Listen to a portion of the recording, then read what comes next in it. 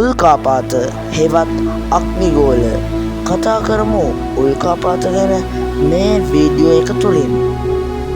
ඈත බෙවකාශයේ සිට ඉතා අධික වේගයෙන් පෘථිවිය දෙසට ඇදී අවුත් පෘථිවි වායුගෝලය හා ගැටි දීප්තිමත් ආලෝකයක් ඇතිව දැවී යන පාෂාණ ද්‍රව්‍ය කොටස් උල්කාපාත යනුවෙන් හැඳින්වේ. මෙම උල්කාපාත වායුගෝලයේ ඉහළ සීමාවේදීම දැවී අවසන් වන අතර තරමක් විශාල උල්කාපාත වලින් යම් ප්‍රමාණයක් පමණක් දැවී ඉතිරි වන පාෂාණ කොටස් පෘථිවියට කඩා වැටේ. මෙසේ වායුගෝලයට ඇතුළුව දීප්තිමත් පෘථිවියට වැටෙන පාෂාණ කොටස්වල දීප්ති විශාලත්වය ඍණ 5ක් පමණ වේ. සමහර පාෂාණ කැබලිවල දීප්ති විශාලත්වය ඍණ 5ට වඩා වැඩි වෙයි. මේවා අග්නිගෝල යනුවෙන් හැඳින්වේ. දීප්තියෙන් ඉතාම වැඩි අගයක් ගන්නා අග්නිගෝල ගහවලදී දිස්වූ අවස්ථාද වාර්තා වී ඇත. මෙම විශාල අග්නිගෝල පෘථිවි වායුගෝලය තුළින් පෘථිවිය මතුපිටට ඇදී එන විට ශබ්ද නිකුත් කරන අවස්ථාද නිරීක්ෂණය කර ඇත. මෙසේ ශබ්ද නිකුත් වන්නේ වායුගෝලය හා අග්නිගෝලය අතර සිදුවන ඝර්ෂණ හෙවත් ගැටීම හේතුවෙනි. උල්කාපාත වර්ෂා වසරකට වරක් කිසියම් කාල සීමාවකදී අහසේ එක් නිශ්චිත ප්‍රදේශයක සිට පෘථිවිය දෙසට උල්කාපාත විශාල ප්‍රමාණයක් පැමිණීම උල්කාපාත වර්ෂාවක් යනුවෙන් හැඳින්වේ. මෙම නිශ්චිත ස්ථානයේ පසුබිමේ කිසියම් තාරකා රාශියක් තිබේ නම් උල්කාපාත වර්ෂාව එම තාරකා රාශියේ නමෙන් හඳුන්වයි. ලියෝ හෙවත් සිංහ තාරකා රාශිය පසුබිම් කර පෘථිවියට ඇදහැරෙන උල්කාපාත වර්ෂාව ලියෝනිඩ්ස් යනුවෙන් හැඳින්වෙන අතර ටෝරස් හෙවත් වෘෂභ තාරකා රාශිය පසුබිම් කර හටගන්නා උල්කාපාත වර්ෂාව ටෝරිඩ්ස් යනුවෙන් හැඳින්වේ. තාරකා රාශියක් තුළින් උල්කාපාත පිටවන දිස්වන ස්ථානය විහිදෙන ප්‍රදේශය විහිදුම් ලක්ෂ්‍ය යනුවෙන් හැඳින්වේ. යම් වල්ගාතරුවක් තම එලිප්සාකාර ගමන්පථයේ හෙවත් කක්ෂයේ කිහිපවරක් ගමන් කිරීමේදී එයින් විහිදී යන වල්ගාතරු ද්‍රව්‍යවල අඩංගු දූවිලි අංශු වල්ගාතරු කක්ෂයේ වල්ගාතරුවට ඉදිරියෙන් හා පසුපසින් විසිරී ගමන් කරන බැවින් වල්ගාතරු අක්ෂය පුරා මෙම දූවිලි විසිරී යයි. සමහර වල්ගාතරුවල කක්ෂය පෘථිවි කක්ෂය හෙවත් ගමන්පථය හරහා හෝ ඊට බෙහෙවින් ආසන්නව පිහිටා ඇත. මෙවැනි අවස්ථාවක පෘථිවිය සිය ගමන්පථයත් වල්ගාතරුවේ ගමන්පථයත් ඡේදනය වන ස්ථානයට පැමිණි විට ඉහත සඳහන් කළ දූවිලි අංශු විශාල ප්‍රමාණයක් පෘථිවිය දෙසට පෘථිවියේ ගුරුත්වාකර්ෂණ බලයට අසු වී ඇදී යයි. මෙසේ දැවී යන දූවිලි අංශු ආලෝක ධාරා විහිදුවමින් පොළව දෙසට ඇදී එන අන්දම පියවි ඇසින් නිරීක්ෂණය කිරීමට පුළුවන්.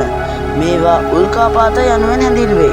සාමාන්‍යයෙන් මධ්‍යම රාත්‍රියට පෙර කාල සීමාවේදී පියවි ඇසට පෙනෙන උල්කාපාත ප්‍රමාණයට වඩා වැඩි උල්කාපාත ප්‍රමාණයක් මධ්‍යම රාත්‍රියෙන් පසුව පියවි ඇසට දිස්වේ.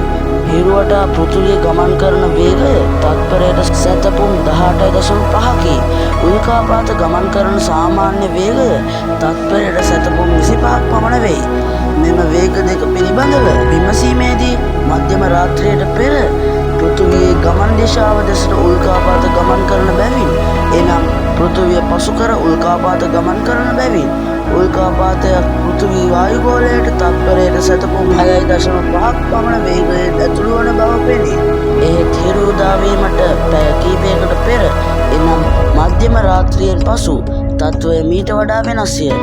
එනම් තත්පරයට සැතපුම් 18.5ක වේගයෙන් ගමන් කරන පෘථිවිය දෙසට තත්පරයට සැතපුම් 25ක වේගයෙන් පෘථිවි වායුගෝලයට උල්කාපාත ඇතුළු වේ. මේ හේතුව නිසා මධ්‍යම රාත්‍රියට පෙර පෘථිවියට දිස්වන උල්කාපාතවලට වඩා වැඩි උල්කාපාත ප්‍රමාණයක් මධ්‍යම රාත්‍රියෙන් පසුව නිරීක්ෂණය කිරීමට හැකි වී තිබේ. මේ නිසා උල්කාපාත වර්ෂාවක් නිරීක්ෂණය කිරීමට වඩාත් සුදුසු කාල සීමාව රාත්‍රී 10ත් පාන්දර 4ත් අතර කාල සීමාව බව කිව යුතුය. දැන් උල්කාපාත වර්ෂාවන් කිහිපයක නම් හා අදාළ තාරකා රාශීන් හා වැඩිම උල්කාපාත ප්‍රමාණය දැකිය හැකි දිනයන් පිළිබඳව පැයට දැකිය හැකි උල්කාපාත ප්‍රමාණය පිළිබඳව සොයා බලමු. උල්කාපාත වර්ෂාවේ නම කොන්රයිඩ්ස්. අදාළ තාරකා රාශිය ඩ්‍රාකෝ. එය ඊසාන දෙසින් පිහිටා ඇත. වැඩිම උල්කාපාත ප්‍රමාණයක් දැකිය හැකි දිනය ජනවාරි 3 හා 4. පැයට දැකිය හැකි උල්කාපාත ගණන නම් 40කි. ලයිරිඩ්ස් අදාළ තාරකා රාශිය ලයිරා. පිහිටා ඇති දිශාව නැගෙනහිර. වැඩිම උල්කාපාත ප්‍රමාණයක් දැකිය හැකි දිනය අප්‍රේල් 22. පැයකට දැකිය හැකි උල්කාපාත ගණන 10ත් 40ත් අතර වේ. ඊටා ඇක්වේරියස් අදාළ තාරකා රාශිය ඇක්වේරියස් හෙවත් කුම්භ. පිහිටි දිශාව නැගෙනහිර.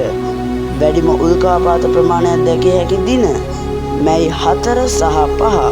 ඩෙල්ටා ඇක්වේරියස් අදාළ තාරකා රාශිය ඇක්වේරියස් හෙවත් කුම්භ.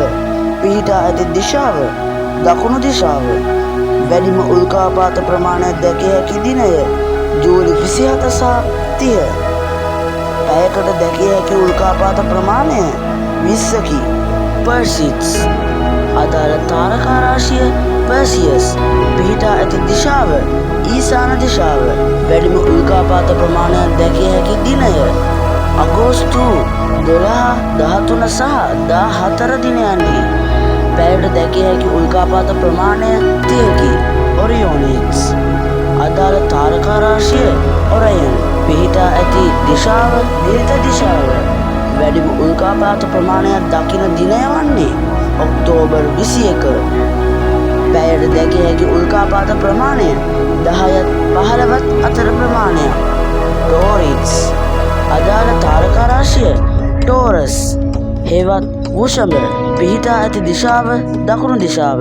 වැඩිම උල්කාපාත ප්‍රමාණයක් දකිය හැකි දිනය නොවැම්බර් 14. පැයට දැකිය හැකි උල්කාපාත ප්‍රමාණය 10ත් 15ත් අතර ප්‍රමාණයක්. ලියෝනික්ස් අදාළ තාරකා රාශිය ලියෝ හෙවත් සිංහ. පිහිටා ඇති දිශාව නැගෙනහිර දිශාව.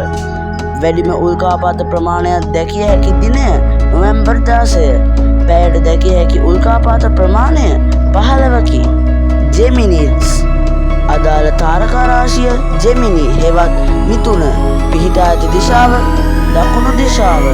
වැඩිම උල්කාපාත ප්‍රමාණයක් දැකිය හැකි දිනය දෙසැම්බර් 14. පැයට දැකිය හැකි උල්කාපාත ප්‍රමාණය 75කි. අතීත ගැමියා උල්කාපාත වුවද අතීත ගැමියා විසින් දේව භක්තියෙන් අදහා ඇති බව පෙනේ. ඊට නිදසුනක් ලෙස වර්තමානයේ වුවද ගැමියන් උල්කාපාතවලට දේවතා එළි ලෙස කියයි. වීඩියෝ එක නම් ඉවරයි. තව තවත් වීඩියෝස් බලන්න මගේ channel එක like කරලා subscribe කරලා bell icon එකත් click කරන්න. ඔබේ අදහස දැනගන්න පහලින් comment කරන්නත් අමතක කරන්න එපා.